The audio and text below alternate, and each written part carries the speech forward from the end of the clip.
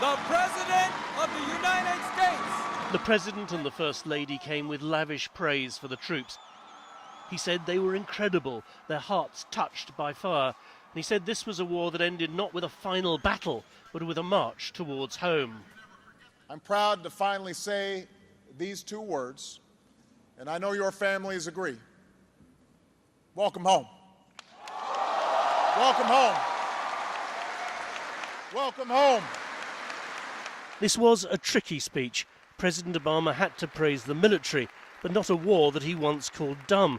But he did say their sacrifice meant Iraq was now sovereign, stable, self-reliant. It's harder to end a war than begin one.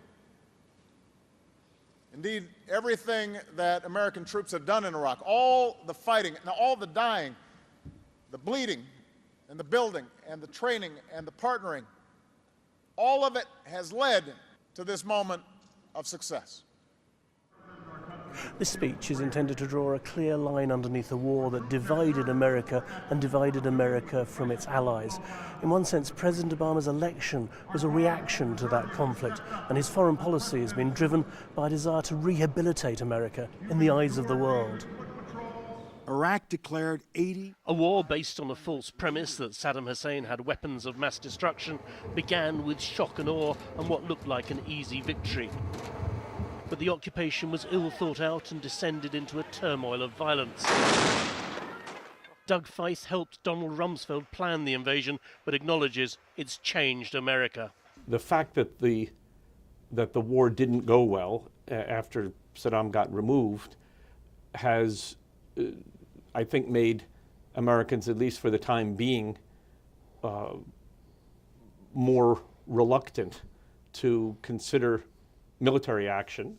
As long as no military action of any significance is required, that's fine. But if our obligations get triggered and there's a question of our reliability as an ally, that's not fine. For some, the price is very much more personal. Nearly 4,500 American troops have been killed in Iraq. More than 100,000 Iraqis died in the war, and the operation has cost the United States $1 trillion. And many Americans ask, for what? Matt Southworth went to Iraq wanting to change the world and left believing war is never the answer. I lost my first friend to an IED attack in 2004. I lost my most recent friend to suicide in September of this year. This war and the horrors and the scars will be with us, the soldiers who served and the Iraqis who endured, for a very long time to come. They're home quicker than many expected. It means the president can go into an election without quibbles or caveats. The war he promised to end is over. Mark Mardell, BBC News, North Carolina.